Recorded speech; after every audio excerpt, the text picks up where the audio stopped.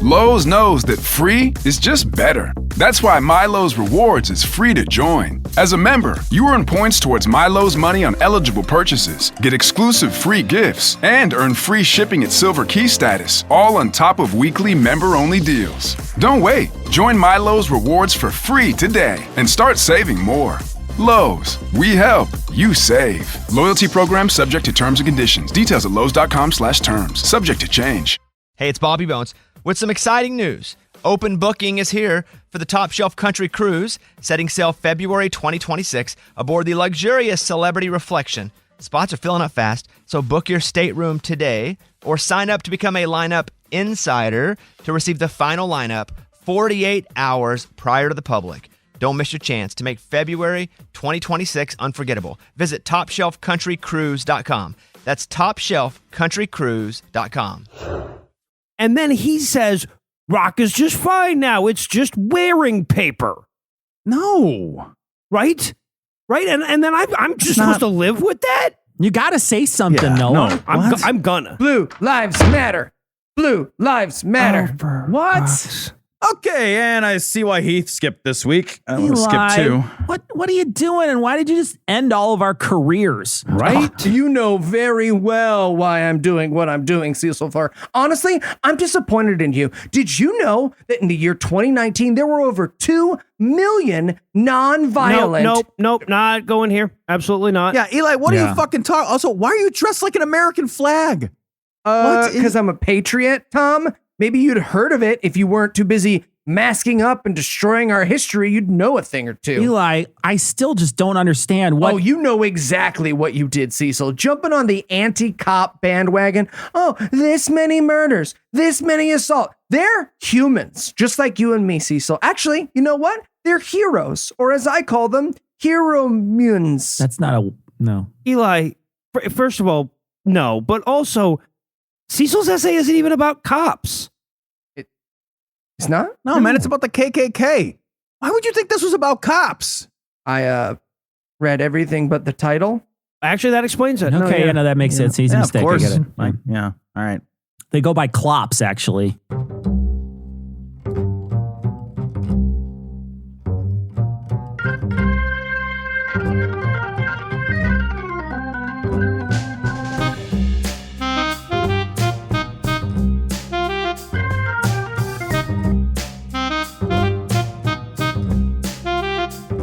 Hello and welcome to Citation Needed, the podcast where we choose a subject, read a single article about it on Wikipedia, and pretend we're experts, because this is the internet, and that's how it works now. I'm Eli Bosnick, and I'll be leading this charge, but I'll need the cavalry. First up, 2 men who provide genetic proof that white supremacy is bullshit every single day, Tom and Cecil. Yeah, I mean, unless it's a Supreme Pizza, I'm not over here doing a lot of supremacy. No kidding, It's right? not. I'm so white, I only go to the doctor at the Mayo Clinic, man. And also joining us tonight, a guy who admittedly is a little nervous doing a whole episode about his next door neighbors, No Illusions. What, are you kidding me? Talking about the KKK for half an hour? I can finally record an episode with my window down. This is nice. Now, as regular listeners will have noticed, Heath is unable to join us tonight. Is it because we had a big yelly fight about whether or not the KKK, quote, makes some really good points and he stormed off? Oh, Jesus Christ. You decide. Storm fronted off. Yeah. We hear if you give us enough money on Patreon, he'll come back. Folks who pledge on Patreon get extra mini-sodes, videos of our live shows, access to our suggestion box, and so much more. So if you'd like to learn how to join their ranks, be sure to stick around till the end of the show. And with that out of the way, tell us, Noah, what person, place, thing, concept, phenomenon, or event will we be talking about today? Today, we're going to be talking about the KKK. All right. And Cecil, you found the one group of LARPing cosplayers you can't get on board with. Are you ready to smite their thruppence? Admittedly, their dragon costumes are low effort. So, Yeah, right. They are. So tell us, Cecil, who are the KKK?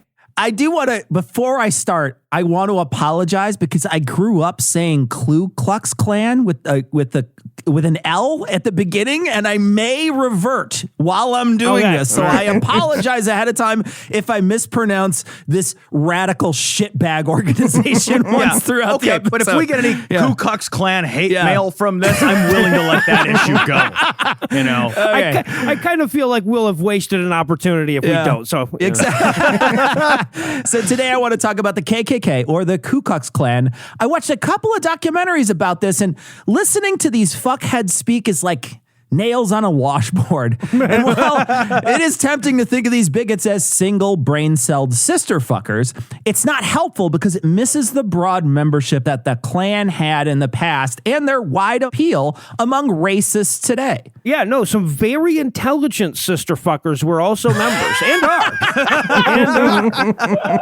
well, no, that's because all the extra fingers and toes makes them better at math. You know, While I was not able to find the demographics of the Klan in modern times, in the past it was something of a family organization that spanned all social classes, from working classes to doctors, lawyers, and other professions that require a large amount of education. Calling them dumb yokels might feel good, but it also makes them seem less harmful. Well, unless you're in the water, because the web fingers actually give them a distinct advantage in an aquatic setting. And really, that's what these fucking racist dirtbags want. People to underestimate them and ammo to play the victim and claim prejudice against a white population. No, those are fair points, but I do want to push back on the idea that doctor means, you know, you aren't stupid compared to butter. Ben Carson is a fucking doctor. Okay, so let's fair, bro. It's fair. All right. But Noah, I will bet you a pyramid full of wheat that someday you will regret that statement. A whole pyramid full. Steep bet. Now, don't get me wrong, though. They like to find the dippiest amongst them and let them be their spokesperson. Time and time again, I watch these simpletons tie themselves into knots when confronted with the simplest questions of the KKK philosophy.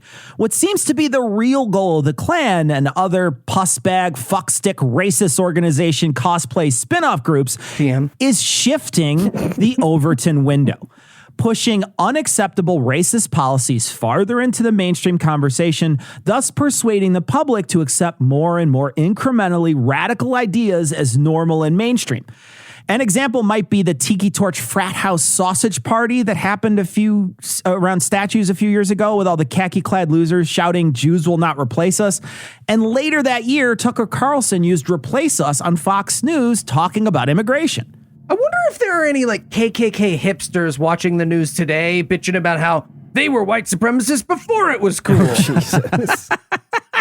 Before I get to the history of the Klan, I want to point out that this country has swallowed enough racist bullshit on our past to ass birth 3 iterations of these worthless shitbags. The first KKK started in 1865 and lasted until about 1872. The first regurgitation was in 1915 and lasted through the end of World War II. And the present day dumpster fire started in the 50s in an opposition to civil rights. And and it's still going on today. The rising and falling of this group is like getting food poisoning and then going back for seconds and then thirds. Okay. As I like to call that, Cecil, Indian buffet. And I miss it very much. Thank you. I got to think right there, Cecil, you may have just found the one ring to rule them all of American history metaphors, right? That's so true, That's man. a plug and play shit right there. Jesus Christ, that's true. So let's start out with a history of the Klan. 8 months after the end of the Civil War, the South was still sticking its ass in a tub of water after General Sherman stomped a fucking mud hole in it. But the racists thought it might be a good idea to get together and have tea and cakes. So 6 Confederate veterans of the very American named town Pulaski, Tennessee, decided to create the Klan, an oath-bound secret organization that used violence to intimidate and murder black people in the South. I mean, go with what you know, I guess. Right. Yeah. Work inside the box. They also terrorized carpetbaggers, or people from the North that moved to the South, and scallywags, who were Southerners who supported the Reconstruction. This is early on, though, and they'd later widen their racist menu to lots of different nationalities and move on to sexual orientation bigotry as well. Well, it's important to diversify your hate portfolio just in case there's like a downturn in conservatism. Yes, exactly. Right, exactly. The Klan, of course, grew pretty quickly in the Reconstructionist South. There were plenty of butthurt racists that also got their asses kicked in the war recently, so the surge of ex-Confederate soldiers swelled their ranks. They basically used the same tactics as slave patrols. They would ride horses with masks at night and terrorize freedmen. Quote, the Klan used public violence against black people and their allies as intimidation. They burned houses and attacked and killed black people, leaving their bodies on the roads, end quote. W.E.B. Du Bois is quoted as saying, quote, the kind of thing that men are afraid or ashamed to do openly and by day they accomplish secretly, masked, and at night, end quote. Man, good thing nobody told them all they had to do was become cops, right? That was Spoilers. Spoilers. We're just the beginning of the essay now. The first Grand Wizard, which is the head water buffalo or whatever, was Confederate General Nathan Bedford Forrest. Confederate means he was bad at his job because he and the rest of the loser generals lost the war. Yep. The group itself was pretty unorganized. They couldn't agree on a set of questions for inductees as well as other specifics. They didn't have the dunce caps yet. Instead, these fucksticks put a white bag over their head with eye holes cut into it, like Jason from Friday the 13th before he garbage picked the hockey mask. Oh, but then they would wear a mask, no problem. Okay. Yeah. All right. All right. Like I said earlier, the membership in this league of completely unextraordinary gentlemen spanned all classes: farmers, laborers, professionals, and politicians. It also clearly attracted sadists, rapists, and other useless pieces of shit to join in on the pillage and mayhem. You mean other than the politicians? Right, other than the, yeah, I should have clarified, other than the politicians. And don't let the potato sack outfit lull you into thinking these fucks were harmless. They may have looked like idiots, but they were essentially a military force. For example, in North and South Carolina, quote, in 18 months, ending in June of 1867, there were 197 murders and 548 cases of aggravated assault, end quote. Okay, sure, but what about all the KKK interactions that weren't murder or assault, Cecil? Did you think about that? Huh? Okay. They used this kind of violence and intimidation to suppress black voters, too. In Louisiana, leading up to the presidential election of 1868, more than 2,000 people were killed or wounded. In St. Landry Parish, the KKK caused so much mayhem and instilled so much fear that of the 1,071 registered Republicans, and this is back before the parties flipped on human rights, so the Republicans here are the ones that voted for Lincoln. There were that many Republicans, so over 1,000 Republicans. There was not a single Republican vote counted in the parish. They scared every opposition voter in the parish enough to check out of the political process. Wow. Well, now wait, are we sure that they weren't just sending a message by voting for ye olde Jill Stein? Oh, no. Not one vote for the Republicans. It's like, and dear leader gets... Oh, look, it's all the votes again. Yeah. Right. Yep. Nice election, America. Nailing that democracy. Yeah. They, of course, didn't limit their intimidation to politics. In the early morning hours, 50 members of the KKK surrounded a teacher's house in Alabama. The teacher was a young white lady from Illinois. She was rousted out of bed and told to dress. And then, with a pistol in their hands, they persuaded her to leave. Quote, they treated her gentlemanly and quietly, but complained of the heavy school tax, said she must stop teaching and go away, and warned her that they never gave a second notice. She heeded the warning and she left the county, end quote. It's funny, they're actually doing the reverse of that in the fall. Oh, it's like the weird shit. backwards thing. This kind of intimidation, murder, arson, rape, and other various assaults was not actually something many of the Southern politicians wanted. Ah, the good old days. Right. They were all worried that the North would send some more troops down and smack them around a little to get them in line. They also faced opposition from armed freedmen who patrolled their own streets in South Carolina to keep the KKK at bay. Union vets in Alabama formed an anti-KKK to combat these assholes too. Violent Antifa terrorists. They caused such a shit show that a grand jury declared the Klan a terrorist organization in 1870.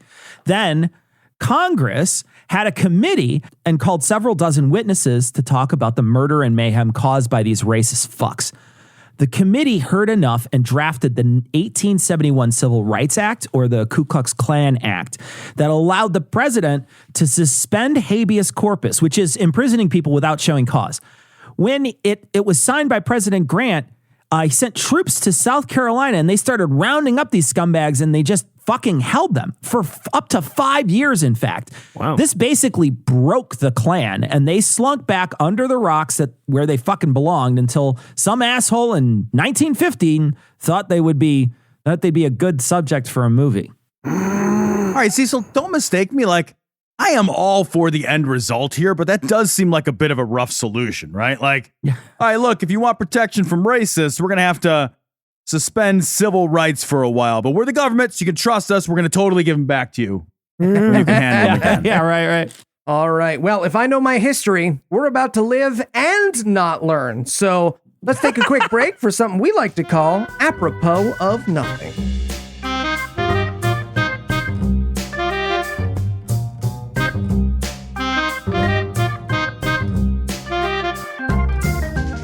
Brothers, gather round. All right, as Grand Dragon Supreme of the Ku Klux Klan, the time has come for us to face the facts. This country's turned against us. Our values and ideals are villainized, and we must change with the times, which is why I'm shifting the focus of our organization from the Confederacy to the Microsoft Zune. To the what now? What is that? The Zune! It was a 2006 attempt at a competitor for the iPod. Now, hold on just a second. Why the hell are we going to switch to that? An excellent question. I think you'll find the Zune has a lot in common with our current cause. It was outdated for its time, vastly unpopular, financial failure, the list goes on. Okay, but are we still going to, murder people and stuff? Wow, we sure are.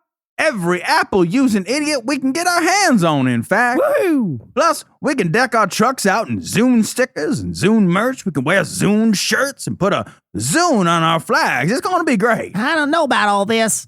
But I haven't gotten to the best part yet. You see, the Zune, it didn't get canceled until 2012, which means we have one whole year longer than the Confederacy. A whole year? That's right. The Microsoft Zune lasted one whole year longer than the Confederacy. I'm in. Yeehaw! Hell yeah! Now let's get out there and argue that a subscription-based music service is part of the culture. Hooray!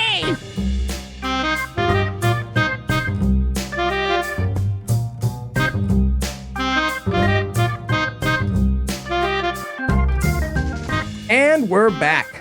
When we left off, a group of pathetic racists used the Confederacy as an excuse to kill and maim people. Also, Cecil was reading his citation needed essay. So tell us, Cecil, what happened next? Oh, man. In 1915, the film The Birth of a Nation was released. This movie is essentially a hate crime that every Klan member jerks off to. It's got blackface. It's got white supremacy. It depicts black guys as super sexually aggressive to white women. It has a lynching in it. It's basically the wallpaper in David Duke's dining room. I mean, there's a lot more to the movie, and it was complex and all for the time, but it promotes the lost cause of the Confederacy, so it's garbage. It is absolutely, the lynching is by the good guys, and this movie is the fucking bane of every film buff's existence, because if you love cinematic history, you have to watch this movie. Right. Like, it's the first movie to ever use close-ups, fade-outs, dissolves, cross-cutting, parallel edits, tracking shots. In terms of film technique, it's almost certainly the most important movie ever made, but it is unwatchably racist. It's very true, man. And that's unwatchable for a guy who watches Christian movies at the rate of one per week for 5 fucking years. In the movie, the Klan members wear fancy new dunce caps, and some of them look like narwhals or unicorns or something. They have this huge singular horn sticking straight out of a KKK helmet like a mutated Colonel Clink. Fantastic. Excellent riff. They also burn a cross, and they have the same insignia for their little outfits, so it would serve as the new dress code for frustrated hillbillies until the present. When it was replaced by the MAGA hat. Yeah, Yeah, exactly. To be entirely fair, Cecil, without any dress code, I'm not sure, bring a clean shirt wouldn't cause problems among this crowd. So you gotta specify. This is the start of the second rebirth, or afterbirth, if you will, of the Klan. It gets fired back up right after the movie comes out. And yeah, it is still there to be a white supremacist garbage factory, but they expanded their sites to include Catholics and Jews and the, quote, the accompanying proliferation of non-Protestant cultural values, end quote. It sounds like something Brian Fisher would say. And in about 10 years after Birth of the Nation, the KKK was nationwide. That's right. They were the big time now, and not just relegated to the South. The densest KKK population was in the most predictable place in the North, Indiana. Yep. The lost cause of the North, if you will. To be entirely fair, Indiana is north by geographical technicality only. Right, yes. Very true. The article says that the second Klan was less violent than the first and third iterations, but then goes on to say, and I quote, "The Klan kidnapped Alex Johnson, a black man who had been accused of having sex with a white woman. They burned the words KKK into his forehead and gave him a severe beating by a riverbed. Wow. The police chief and district attorney refused to prosecute, explicitly and publicly stating that they believed Johnson deserved this treatment. Encouraged by the approval of this whipping, the Dallas KKK whipped 68 people by the riverbed in 1922 alone. Jesus. The Dallas KKK often invited local newspaper reporters to attend their whipping so they could write a story about it in the next day's newspaper," end quote. Oh, okay. All right. Real question. Did they think there was something about the riverbed that made this okay? They keep going. It's like, It's a weird tie, I isn't can't it? speak for the police chief, but I doubt that they were like, well, keep your beatings to the riverbed and we're kosher. Fuck, wait, did I say kosher? Okay, yeah, I'll go to the riverbed. I hear Yeah, it now. I'll see you at the Okay, The riverbed that's on it me. is. And they were also kind of fucking huge. In 1924, they had an estimated membership of 1.5 to 4 million people. Wow. This comes out to about 4 to 15% of the eligible population in the United States. And I'm not sure if this included the women's auxiliary. And yes, they had a women's junior racist club. They also weren't backwoods anymore. They started to form in urban areas too. And you could see footage from the time of them parading through the streets. Yeah, no, watch that shit. See if you can spot any very fine people. They were also, as an aside, just closely related to the Prohibition movement. And of course, they were anti-immigration. Now, that is some dedication to being a bigot, right? In 1924, to be anti-immigration, you basically had to get off a boat, turn to the guy behind you on that boat and be like, "Get the fuck off my land." It's like running on and just being like, not it. You're Yeah, it. right, Go. right, You right, know? base. Yeah. Called it. Oh, God. It's so ridiculous. What the second Klan really accomplished was immigration reform. They were at their largest and most influential when the government passed the Immigration Act in 1924. And this was the first time in history of our country that they started using quotas for immigrants. And if you look at the numbers from this law, you can see that they influenced the government to allow much greater numbers of white European nations as immigrants. This law was actually one of the major reasons we didn't accept more Jews into the country as refugees during the Holocaust. Okay, but the close-up, Cecil. Nobody would have thought of the close-up. Well, we would have accepted yeah. more Jews in, but the ones we had already controlled the media, the banks, the jewelry industry, Hollywood. What would they do when they got here? There's nothing That's for fair, them to do. Yeah. Podcast. The Klan experienced its heyday in the mid-20s. The branches in the South in Alabama and Georgia really liked flogging people, sometimes to death because they drank or were dating someone of another race. They still had police and politicians as part of the group, so often evidence would get misplaced or nothing would happen to Klan members that committed crimes. They were lynching people, not as many as the previous Klan, but any non-zero number is too many. Yeah. But hilariously, I guess the Great Depression was a nice equalizer here in the U.S. because 4 million people in the mid-20s dropped down to 30,000 in the 30s. Jesus. All right. Well, there's a silver lining to the next couple of months. The Klan is going to lose some members, folks. That's going to be nice. Yeah, they're like cutting back on expenses, dry cleaning the blood out of your sheets is just too expensive. It's not in the budget anymore. Like, It's I tough can't. on a budget. Yeah. It's tough. Membership faltered a bit more, and then, like herpes, they come back during the Civil Rights Movement. Wait, did herpes come back more during the Civil Rights Movement? How did that? I'm not saying it didn't. I was just maybe. It happened around the time of the sexual revolution. Probably, actually. Yeah.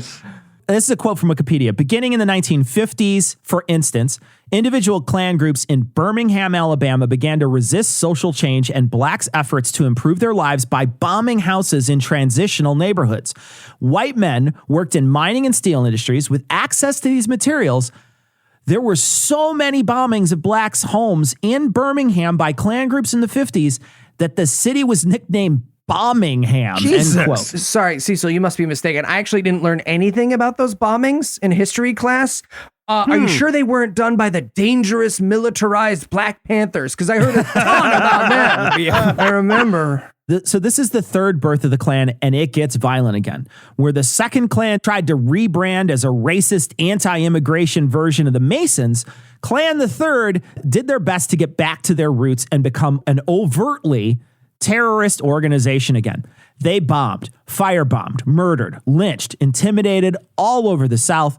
They did what they could to injure black people and allies in response to civil rights protests and civil rights laws that politicians were trying to pass. And they were still getting away with some of this shit because they had Klan members and Klan allies in high places. Yeah, sometimes rebranding just means going back to what you know. The Klan story is really the same as the story of Crystal Pepsi. It's essentially the same. Or soon, yeah. Isn't it weird that you put so much of this essay in the past tense, Cecil? It feels like that. It's weird. It felt weird when I was writing it like that, too. No, it felt real weird. All right, so one notable guy, Bull Connor, who I'm pretty sure is one of the characters in Mike Tyson's Punch-Out, was a police chief in Birmingham. The story here is that there was a group of civil rights activists called the Freedom Riders. This group would ride buses in the South where the southern states were still enforcing the bus segregation rule that was ruled unconstitutional by the Supreme Court. So when a bus full of these Freedom Riders comes down to Birmingham, this fuckstick tells the Klan they get a free 15 minutes to whoop the ass of the Freedom Riders before the police would step in. And the Klan did just that with pipes and bats and chains. Wow. It kind of takes the air out of the superior race argument when you need double dragon weapons and a head start, doesn't it? Double dragon.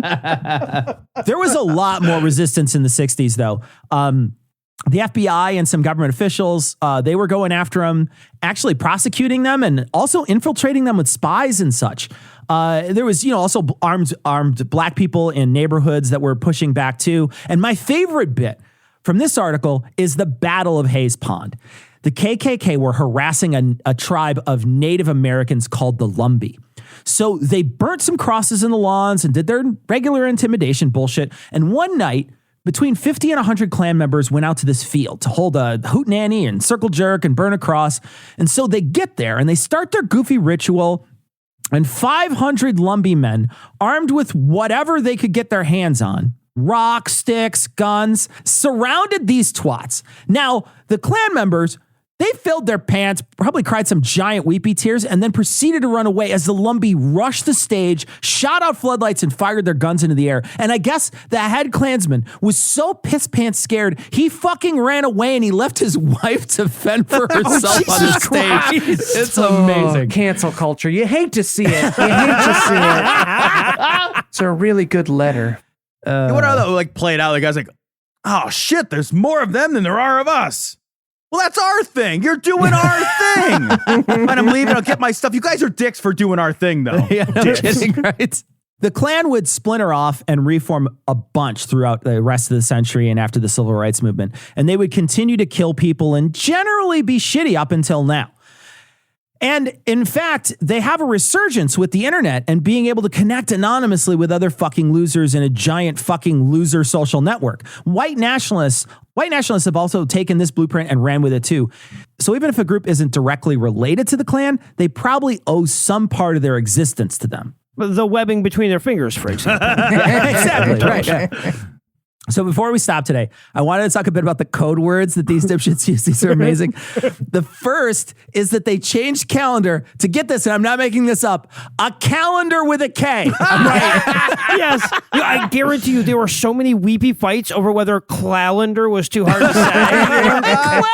Calendar. So good. So I guess that they did this so that they could share the super secret dates when they fuck their sisters or whatever. So here they are, straight out of the Malta meal decoder ring for the months. And I dare you not to think about this in 2020 terms. For the months: January, bloody; February, gloomy; March, hideous; April, fearful; May, furious; June, alarming; July, terrible; August, horrible; September, mournful; October, sorrowful; November, frightful; and December, appalling. Yeah, but you have to remember, this is a Southern organization. Clearly, those are weather forecasts. Okay, so they also had weeks and days. For weeks: woeful, weeping, wailing, wonderful, and weird. Nice. One of these things is not like the Yeah, other. where did that one come in? Wonderful. I don't get wonderful at all. There's just I one don't guy know. in the back. He's Yeah. like, maybe we could just cheer it up a little. Just like throw a dog a bone. You gotta throw something in here for Joe. Yeah. Joe wants something. Joe wants something uplifting. You gotta throw something in there for him. So then they have days too, which are dark, deadly, dismal, doleful, desolate, dreadful, and desperate. I don't know which is which. They never said. Man, they really bummed out their own conversations, didn't they? All right, so it's decided. I'll see you on the dark, wailing, and sorrowful. All right, sorry, you mean January 3rd, right? No, I just mean our lives are shitty. Oh, got it. Okay. All right. They also had hilarious fucking names for leadership positions in the Klan. No idea if these are still a thing today, but holy shit. I watched a documentary on it from the 60s, and they were able to film the initiation, and half of it is seriously just a third base coach telling someone to seal second. He's like tapping on his shoulders and waving somebody in. He's like landing a plane. It's the best. They also have Charles Kuralt narrating, and he's taking each of these names so seriously. It's fucking amazing and it's fucking so funny. I think we'll try to include a link to it in the show notes. There's a guy that has to give a speech in the middle of it, and he sounds like someone blowing air into a moonshine bottle. It is so good. I'm going to play a clip for you guys right now. I'm going to play a clip, and we're going to leave it in the show because it's so amazing. It's less than a minute long. The Clocard and 2 assistants report to the exalted Cyclops. Your Excellency, sir, 5 men in waiting have each duly qualified in our time guarantee the Mississippi request for citizenship in the indivisible empire United Plans United to give us claim. What is? Faithful Clocard, your assistants will resume your station. We have your order. God give us men who can stand before you demagogue and down his present flattery, tall men, sun-crowned, who live above the fog and public private thinking.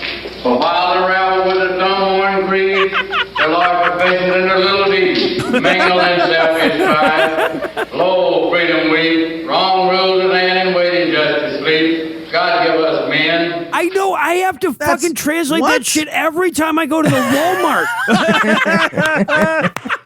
The guy's what the asking hell if you he's want a talking bag. about. That's all he kept saying over and over. You want a bag? Do you want a bag? Do you want a bag? So here's the names of the people with positions in the Klan organization.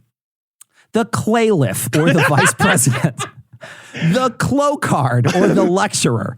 The Clud, or the chaplain. The Clagrap, or the secretary. The Clubee, which is the treasurer. What? Come the on. Claude, which is the conductor. The Clargo, which is the inner guard. The Clexter, which is the outer guard. And then Nighthawks, or the couriers, and I have no idea why they didn't just go with Clurier. Like, what the fuck is wrong with you? Obviously. God. It'd be so fucking weird. Like, okay, great. Welcome to our hate club. Here is your super weird emo Klingon Enigma machine. Right? No You're gonna need this a shit. lot more than you might think. So just hang on to it. It's fucking essential. Oh man, and you don't even have to watch the whole documentary. If you just go to about 1935, they filmed the initiation rites, and it's the funniest shit you've ever seen. It's the most absurd shit. So I want to end today and say a couple of things. First, it's easy to look over at a bunch of overt racists and point and say, see, there's your problem. In a lot of ways, the KKK and other racist groups are a scapegoat for all racism in our country. Sure, they're shitty and evil, but in some ways, they give the rest of the racist structures in our country a pass. We spend our time focusing on them and never really address the real issues of systemic racism. It's also not enough to just be non-racist. We need to be anti-racist. We need to root out problems of racism and systems and the systems of racism in our culture and eradicate them. And this isn't a one-time thing. You don't just dust off your hands and declare it's done. It's an ongoing process where you need to constantly examine yourself and society and then act. Yes, absolutely. Well said, man. I mean, think about it. With the audience that we have with this show, if we all work together, we could literally replace all the Unite the Right guys with Jews. Right? I'm not saying that's the place to start, but it would be a good place to start. Yeah, that is great advice, Cecil. So I've actually been collecting one person from every race to keep at my side so I can yell, "Is this racist?" to them. And then their answer is always yes. It's yes. It's yes. They just have. Now they don't even say it. They just hold up the card. They just hold up that card, Tom, that says yes. They just follow you around with that. All right, Cecil, are you ready for the quiz? I am ready for the quiz, my card friend. Tell me what's going on. Okay, so I got a good one for you here. What kind of music do they play at Ku Klux Klan rallies? A, lack of rhythm and blues. That's great. B, Clantanas. C, KKK pop. Well, obviously. Or D, atonal discordance, as any other music would acknowledge the outsized African American contribution to our culture. I love them all. They're very good, but I gotta say, KKK pop is my absolute favorite. That's amazing. That is correct. Actually, okay, all right. They're okay with Koreans. Strange. All right, Cecil, as you pointed out, in 2020, the KKK had its heyday in the mid-20s. So, A, we're not quite at the zenith, folks. Oh, no. Oh, God. B, second verse, same as the first. Jesus Christ. Or C, flatten the curve. Let me tell you, we're going to flatten this curve. It's C. It's got to be C, baby. I hope so, buddy. It's got to be C, I hope baby. so. All right, Cecil. In 2006, the FBI put out an extensive report on the deep white supremacist infiltration of law enforcement. What did our government do? A, nothing. Oh, that's a strong contender. Yeah. Strong contender, B, yeah.